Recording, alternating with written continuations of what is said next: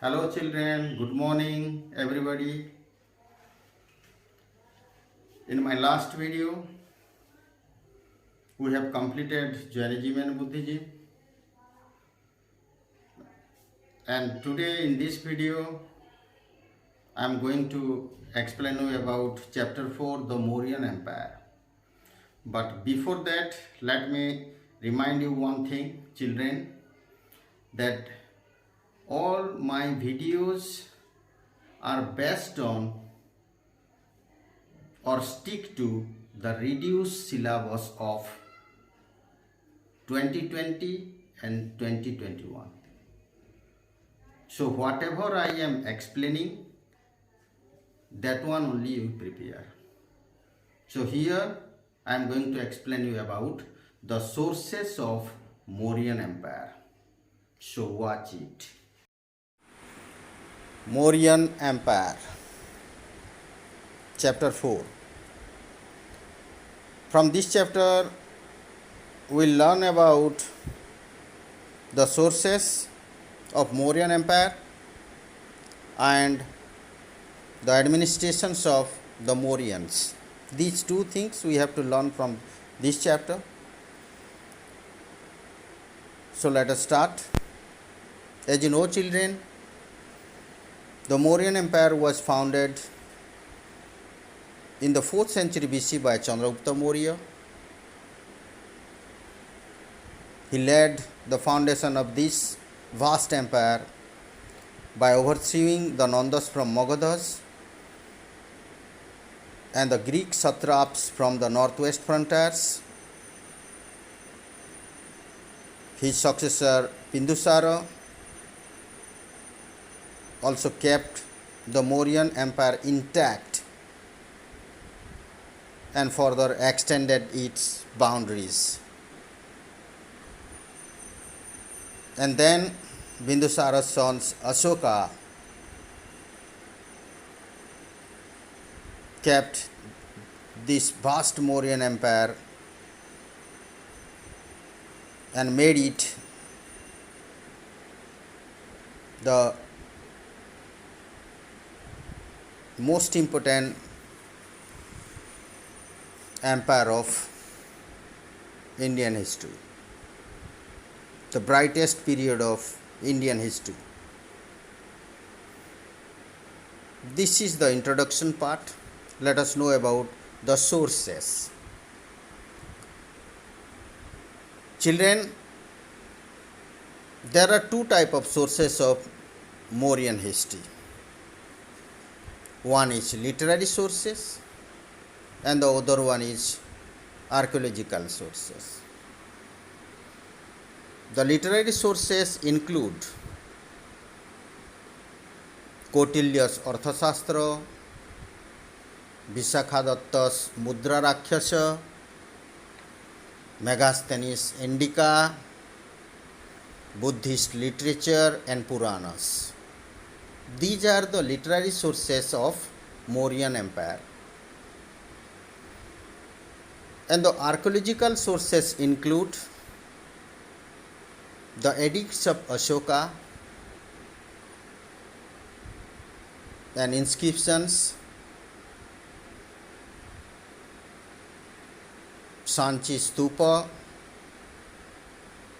and material remains such as silver and copper punch marked coins. So these are the literary sources and archaeological sources of Ashoka. Here in this chapter we will learn all about Kautilya's Arthashastra and Megasthenes' Indica as literary sources of Mauryan Empire, and from archaeological sources we will learn about edicts of Ashoka and Sanchi Stupa. This one. Let us start from literary sources. Kautilya's Arthashastra. Kautilya's Arthashastra is one of the most important literary source of Mauryan Empire or Mauryas. It is written by Kautilya, who was also known as Vishnugupta or Chanakya. He was the advisor and prime minister of Chandragupta.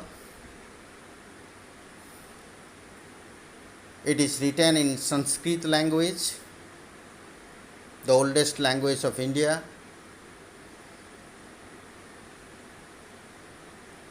It consists of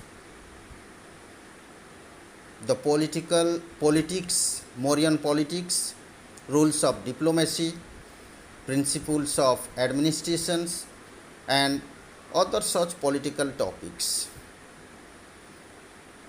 It was discovered in 1909 and its English translation is now available. So, in which way you have to write Kautilya's Arthashastra? One number you have to make. It is one of the most important source of Mauryan Empire, literary source of Mauryan Empire. It is written by Kautilya, the advisor and prime minister of Chandragupta Maurya. Then it is written in Sanskrit language. Then it is a comprehensive manual that deals with politics, rules of diplomacy, principles of administrations, and other such political topics. This much you have to write. The second literary source is Indica.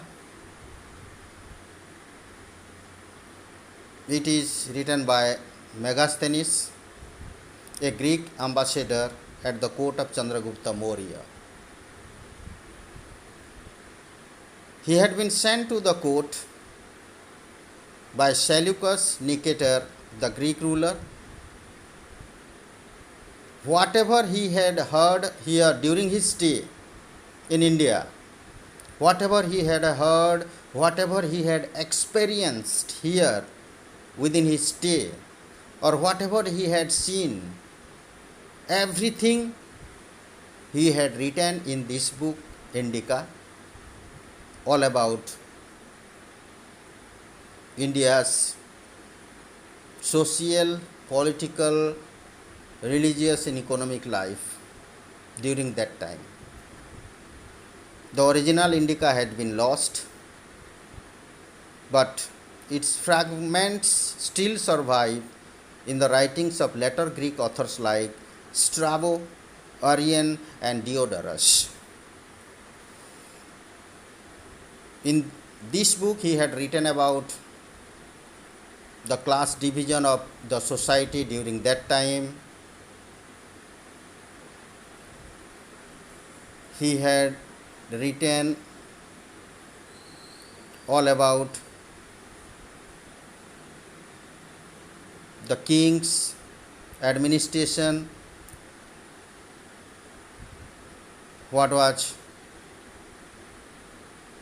the economic activities during that time. Everything he had mentioned here in this Indica. So these are the two literary sources. Let us come to the archaeological sources of Mauryan Empire. Archaeological sources. We are having edicts of Ashoka and Sanchi Stupa. First start the edicts of Ashoka. Before we come to know about the Ashoka's edict, let us know about what is an edict. An edict is a decree issued by a sovereign or a ruler. The edicts of Ashoka form the most important source of Mauryan period, Mauryan history. They are the oldest, best preserved and precisely dated records of India. These edicts are inscribed on rocks and pillars throughout the country.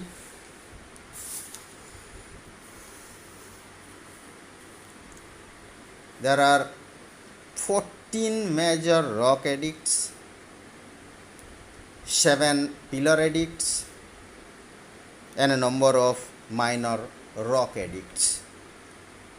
All total, there are 33 edicts, rock edicts. And all these edicts, these were written in Brahmi script.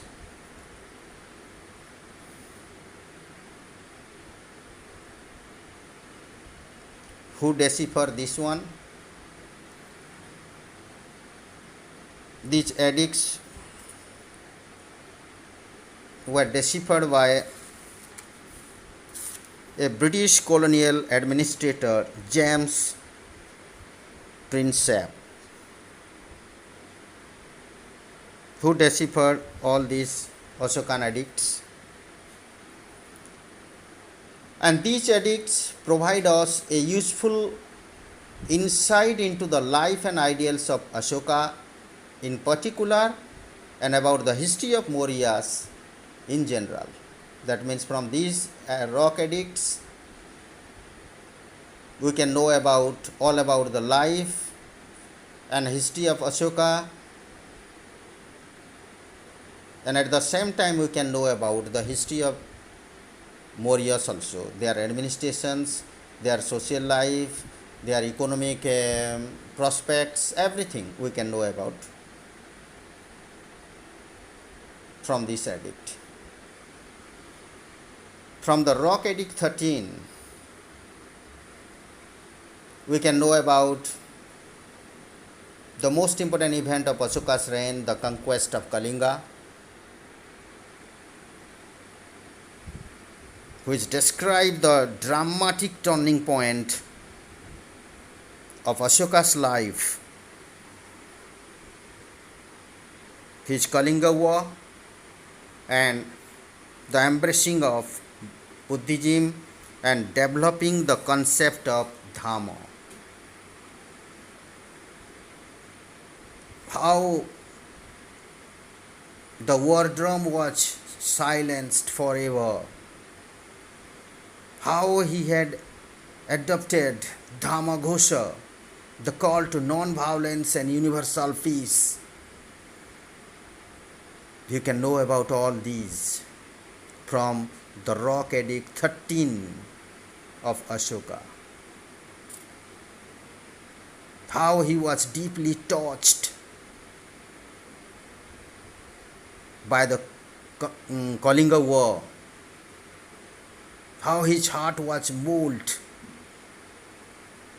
and how he had vows not to take off war, not to take off arms anymore, but to work for the peace of the people and the peace of the society, but to work for universal brotherhood, universal peace.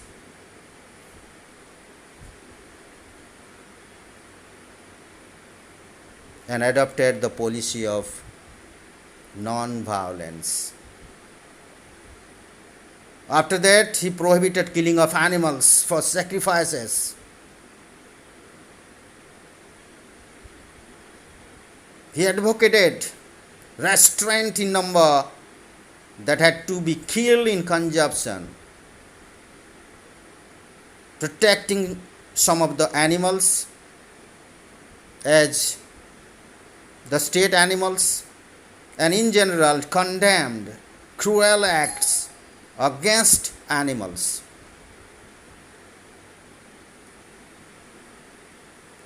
So all these things we can know from the edicts of Ashoka.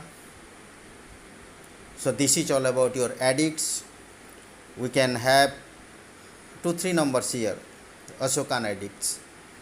The first part is all about Ashokan edicts.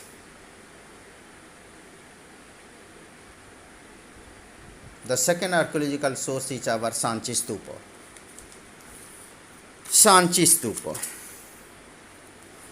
Before we know about Sanchi Stupa, let us come to know about what is a stupa. A stupa is a semi-spherical, solid, dome-like structure made of unburnt bricks and stones. Semi-spherical, solid dome-like structure made up of unburnt bricks and stone. This Sanchi Stupa is also one of the major archaeological source for the Mauryan history. The foundation of this Sanchi Stupa was laid by Ashoka at Sanchi, which is about 45 km from Bhopal in Madhya Pradesh, and that is in Raisen district of Madhya Pradesh. What is this Sanchi Stupa? This Sanchi Stupa is a Buddhist complex famous for its great stupa, which is on a hilltop at Sanchi town in Raisen district of the state of Madhya Pradesh.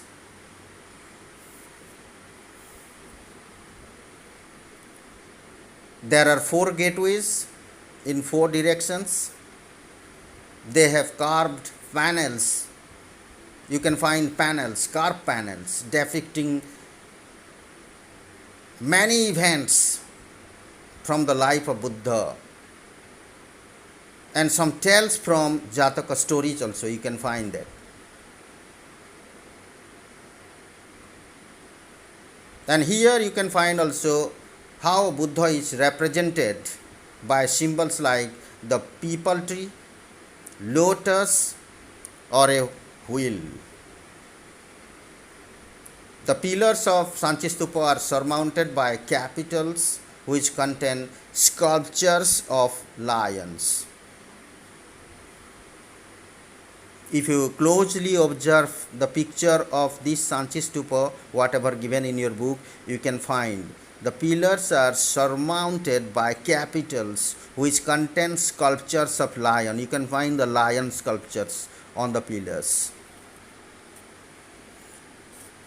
Okay children, this is all about your sources of Mauryan history. About sources, 2 literary sources, 2 archaeological sources, you have to write 4 numbers. One is Arthashastra of Kautilya, Megasthenes Indica, Edicts of Ashoka, and Sanchi Stupa. 4 numbers you have to write. If you are having any confusion, doubts while preparing the numbers, then give me comments or send me message in my personal WhatsApp number. Okay children, thank you and take care of yourself.